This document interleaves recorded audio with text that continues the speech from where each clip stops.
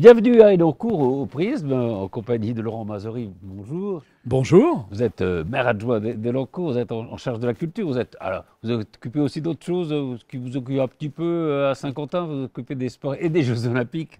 Absolument, mon cher Ça se Patrice. présente bien. Ça se présente très bien et nous sommes heureux de vous accueillir aujourd'hui au Prisme.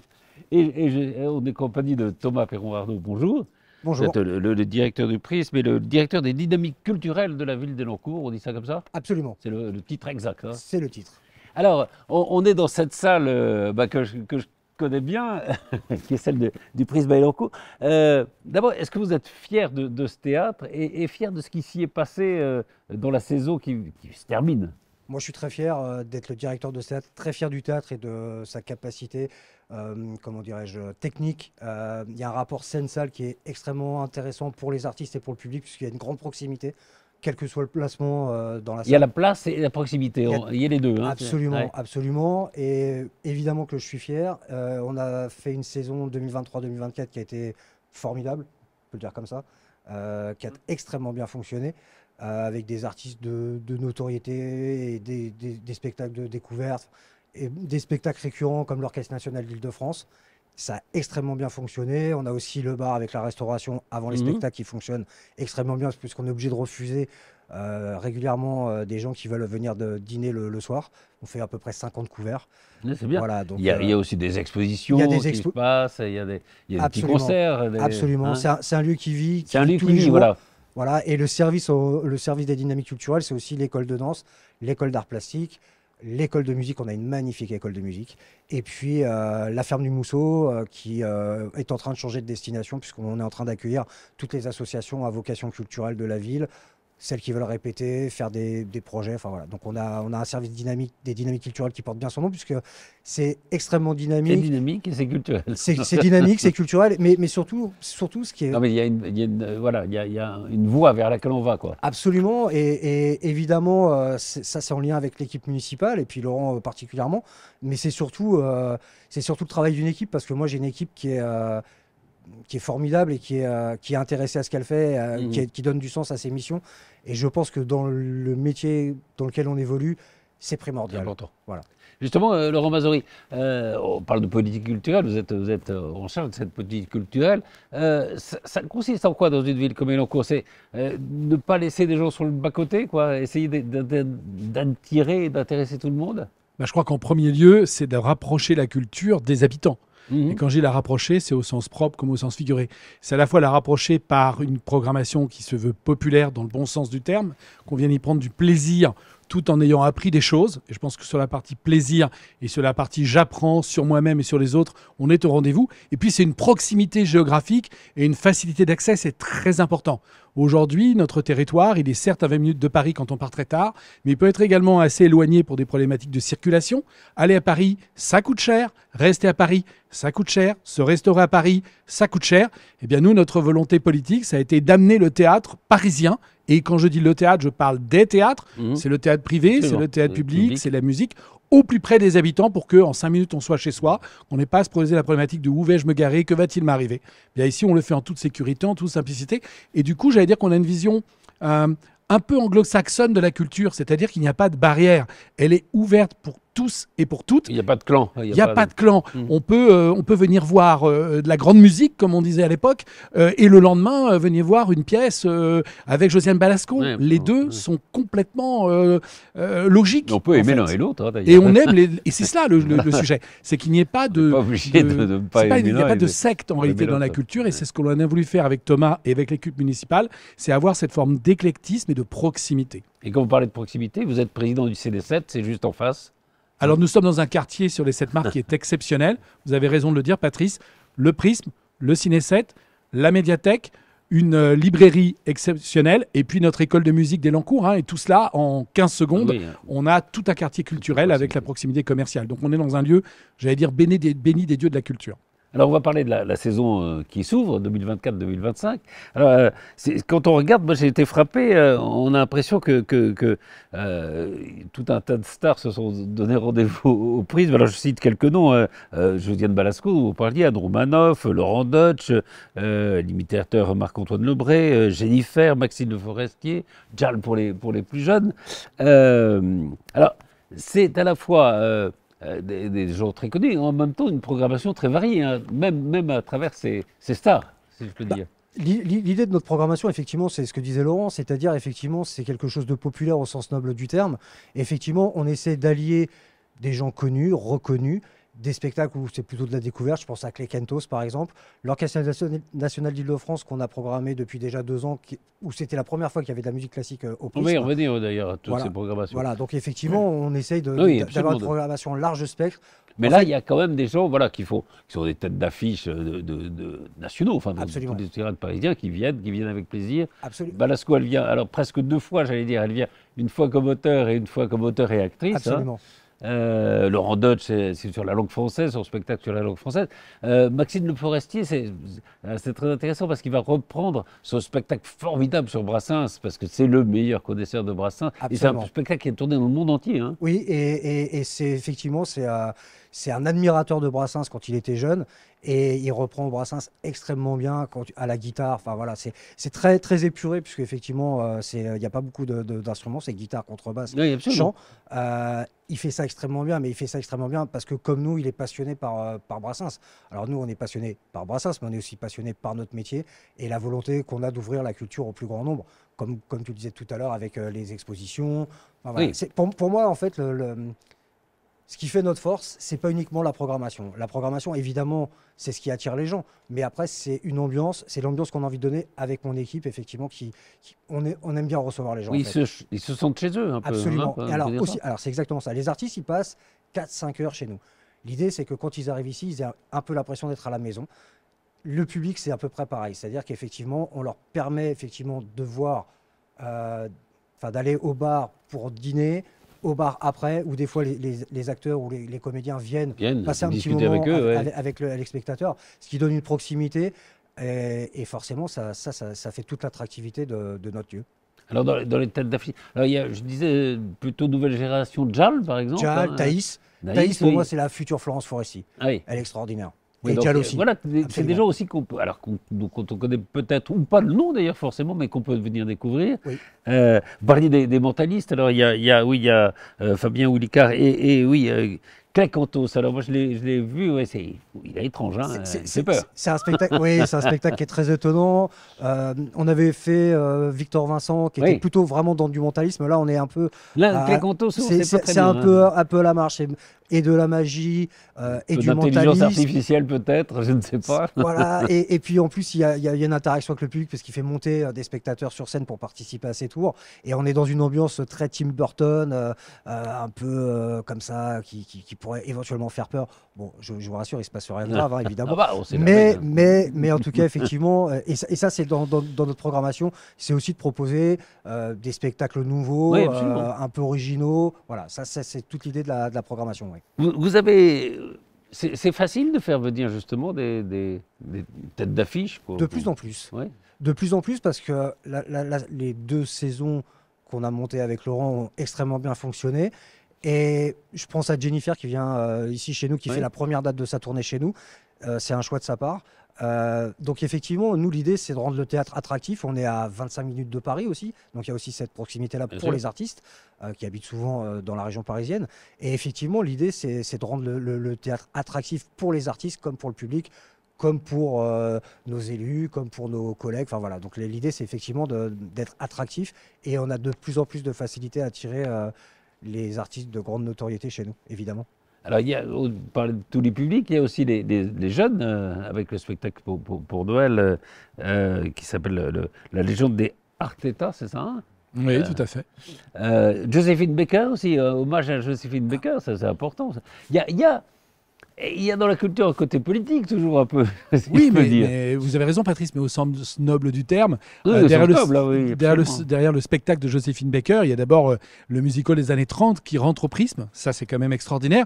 Et puis, c'est vrai, il y a un vrai coup de chapeau en cette année particulièrement de célébration de l'anniversaire du débarquement, eh bien de celles et ceux, et en l'occurrence, dans le cas de Joséphine Baker, d'une grande résistante qui à la fois a porté les valeurs de la négritude en France et qui en même temps a sauvé bon nombre d'enfants, entre autres. Et donc on voulait vraiment, avec l'équipe municipale, avec l'équipe du Prisme, profiter de ce moment pour montrer qu'on peut avoir un côté face, qui est un côté un peu strass et paillettes, hein, puisque à l'époque, c'est quand même la plus grande meneuse de revue, Absolument, extravagante, en rupture avec ce qui se faisait auparavant. Et en même temps, ce côté pile, qui est un côté qui certes était dans l'ombre, mais en fait qui était plein de lumière, eh bien celui de cette grande résistante qui a aussi porté les valeurs de la France en fusion avec celles des États-Unis. C'était l'année où il fallait, je pense, et cette saison programmer Joséphine Baker au Prisme. Elle pourra chanter J'ai deux amours, mon pays et le Prisme. Ah, absolument, et ce sera avec grand plaisir. Il y a aussi les courageuses, quand on parle c'est pas la politique au sens politicien du terme, hein, mais c'est une pièce qui montre au fond quand on parle de la Révolution, on parle que des hommes.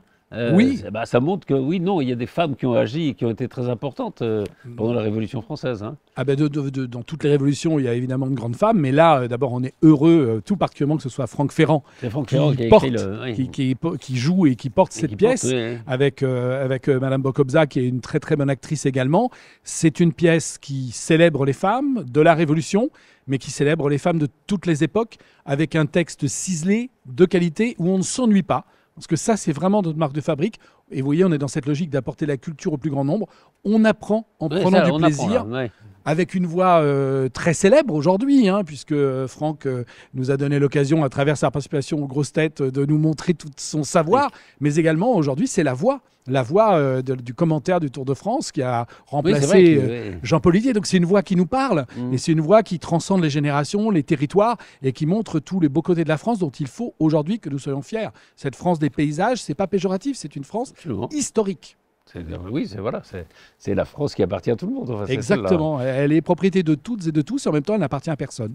Alors, dans les spectacles, j'ai relevé 2 spectacles d'humour, de chansons et d'humour, les Coquettes et puis les Franglaises. Alors, je ne sais pas si les gens les ont vus, mais c'est formidable. Hein, alors, Franglaises, c'est un de rire.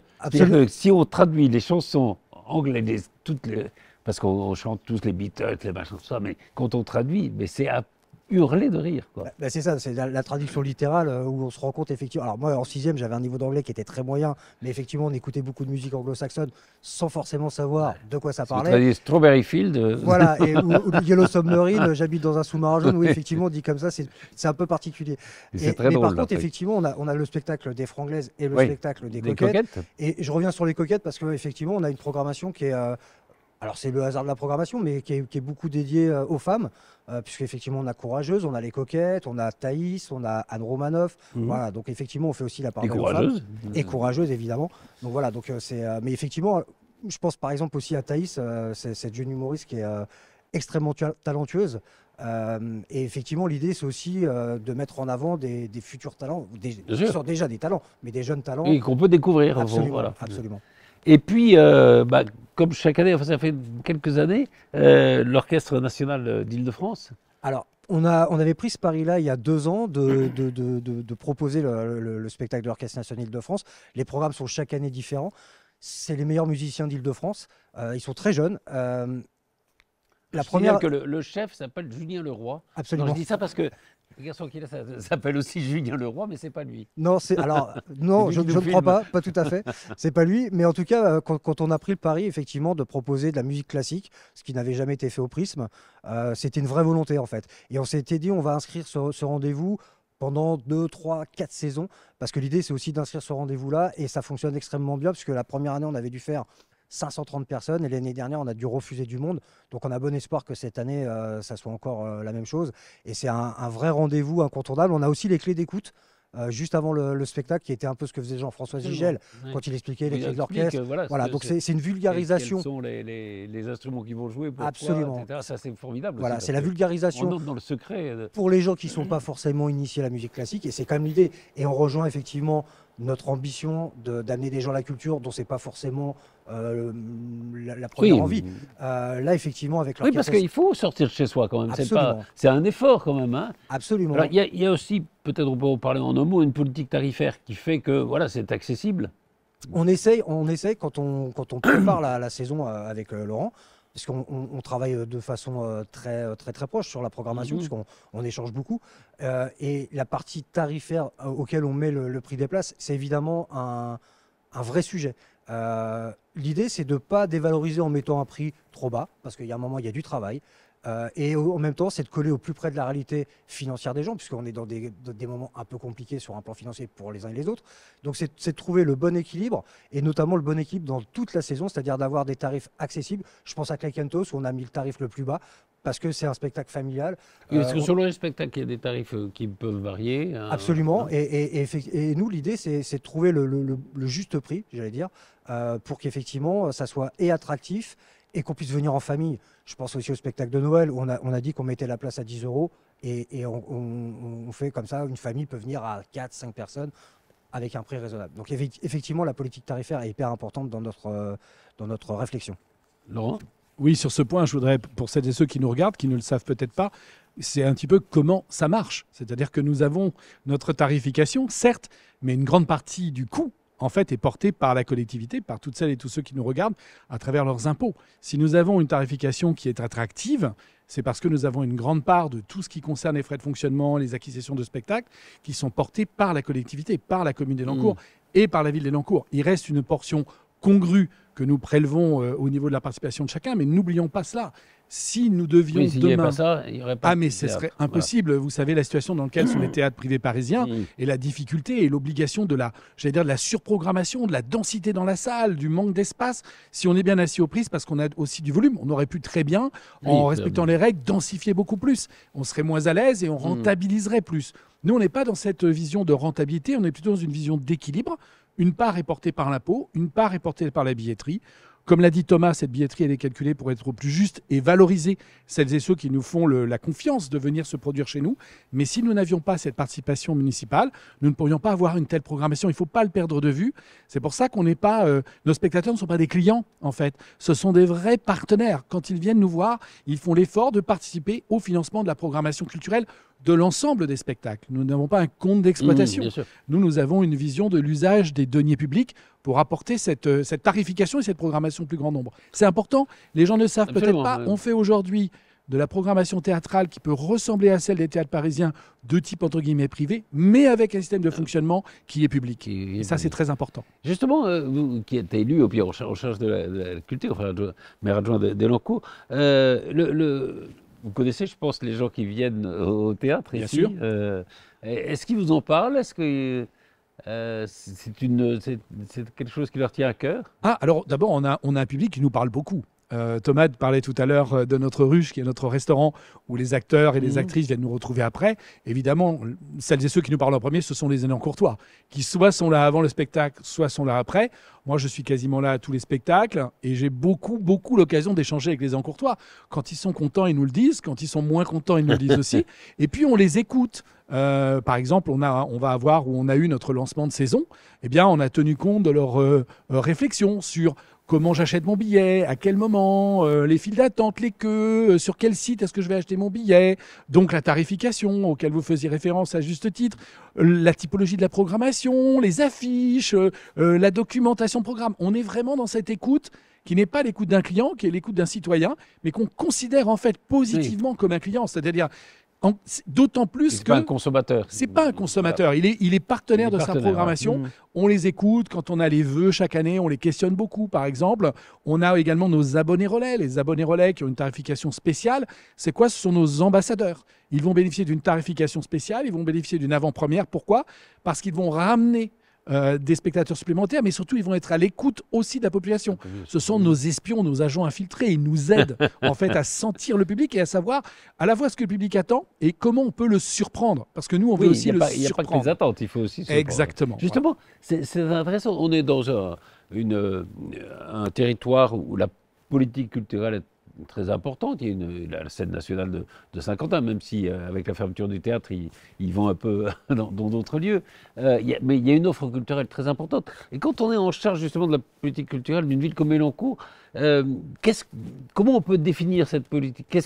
Quel est quels sont les principes qui guident cette politique? Alors, si vous me demandez de parler de la politique culturelle de 50 ans des villes, même si je ne suis pas vice-président des cultures, avec mes collègues maires adjoints à la culture des villes, mais également M. Eric Alain Junès, qui est vice-président de 50 ans des villes, délégué à la culture, on travaille en complémentarité. D'accord, oui, c'est ça. Mais oui, la programmation d'une scène culturelle comme la scène nationale ne peut pas être comparée à la nôtre, mais par contre, on se doit d'être complémentaires. Une certaine typologie de spectacles ne peuvent passer pour moi qu'à la scène nationale. À l'inverse, nous sommes là pour apporter ce complément, voire être aussi le pied d'entrée dans la culture. Vous le disiez tout à l'heure, Patrice, c'est déjà compliqué de sortir de chez soi. C'est encore plus compliqué de rentrer dans une salle de spectacle. Certes, c'est facile au cinéma, c'est plus dur avec le spectacle vivant. Nous sommes la porte d'entrée du plus grand nombre vers la culture. Et puis après, on peut changer d'horizon. On peut aller à la scène nationale, on peut aller à la Meurize, on peut aller à la Batterie. Chacune de ces salles ont une programmation différenciée et tiennent compte, encore une fois, aussi de cet éloignement géographique. Ça nous permet, nous, pourquoi pas, d'avoir une programmation qui va peut-être être un peu plus proche de ce qu'on va voir à la ferme du Manet ou de ce qu'on va voir à Coluche. Sauf que parfois, on met beaucoup de temps pour aller d'un point à un autre. Et notre population, la nôtre, celle de proximité, il faut qu'elle puisse rapidement et facilement voir les spectacles qu'on lui propose. C'est vrai qu'il y a eu une époque où parfois les programmations pouvaient se ressembler d'un endroit à l'autre et au fond, on a envie d'avoir de la diversité selon les lieux où on est, selon les villes où on est. Et il y a en effet une collaboration entre la communauté d'agglomération, les villes, sur la politique culturelle et l'offre culturelle qu'on donne. Thomas Perron-Arnault, pour conclure, alors donc vous étiez fier de cette saison 2023-2024. J'espère que vous serez aussi fier quand on se reverra l'année prochaine pour faire le bilan. Chaque année, on remet en jeu. Est-ce qu'on est angoissé avant une saison? Je pense que le jour où je serai plus angoissé, je ferai autre chose. Je ferai autre chose. Évidemment qu'on l'est, puisque nous, on propose des choses. Après, les gens s'en emparent ou pas. Au vu des 2 dernières saisons, je pense qu'on est plutôt dans la bonne cible, puisqu'effectivement, le théâtre fonctionne très bien.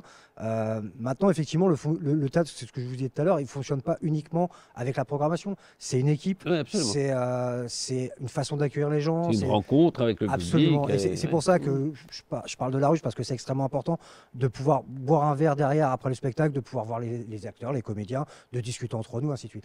Oui, évidemment qu'on a toujours une petite part d'angoisse. Maintenant, elle diminue parce qu'on est quand même sur la bonne voie. Donc, on sait à peu près ce qu'on fait et ce qu'on propose. Bien sûr, je serais vraiment malhonnête de dire qu'il n'y a pas une petite angoisse. Oui, quand ça commence, absolument. Le premier spectacle. Oui, mais c'est extrêmement enthousiasmant. Parce que, il faut qu'il y ait un peu cette incertitude. Mais nous, on a la chance de faire un métier qui est passionnant, qui nous réinterroge sans cesse. Donc voilà. Évidemment, il y a cette petite part d'inquiétude, mais elle est vraiment compensée par le fait de se dire, il y a plein de gens, quand ils vont au boulot, ils se disent, je vais au boulot. Moi, quand je vais au boulot, je me pose jamais la question de savoir si je vais au boulot. Je vais au Prisme, je vais au théâtre, je vais voir mes collègues, on a des projets, des idées. En plus, on a cette possibilité-là avec l'équipe municipale d'Elancourt de proposer des choses. Alors, je ne dis pas qu'elles sont systématiquement acceptées, mais en tout cas, on a cette possibilité de proposer des choses, de changer le paradigme. Voilà, donc évidemment que c'est un... Moi, je suis non seulement fier, mais j'ai 52 ans et je suis toujours aussi enthousiaste par rapport à ce qu'on fait et ce qu'on propose, évidemment. Et quand on voit le sourire ou les yeux admiratifs du public. Mais évidemment, moi, vous savez, je dis toujours à mon équipe, on a gagné. À la fin d'un spectacle, quand les gens applaudissent, mais prenez-en une part pour vous. Vous avez travaillé pour le spectacle, vous avez travaillé pour accueillir les gens. Prenez une part pour vous, vous ne serez pas mieux payé à la fin. Mais quel plaisir quand on rentre à la maison d'avoir le sentiment d'avoir bien fait son travail. Quelque chose. Absolument. Et puis de se nourrir aussi de ça. On rencontre des comédiens, des acteurs, des musiciens, des artistes toutes les semaines. Mais dans quel métier on peut avoir cette chance-là en fait? Donc voilà, non, moi c'est un vrai plaisir et qui ne se dément pas. Et en plus on travaille avec Laurent, on travaille vraiment dans une grande proximité. Voilà, et c'est hyper intéressant. Et en fait, même quand on n'est pas d'accord, c'est toujours intéressant. Et je pense que même quand on n'est pas d'accord, c'est là que ça devient vraiment intéressant. C'est parfois que ça devient le plus intéressant. Donc oui, non, ravi, toujours ravi. On vous souhaite une très belle saison 2024-2025. Merci Patrice, Merci puis à beaucoup. bientôt au Prisme. Oui, bien sûr, avec plaisir.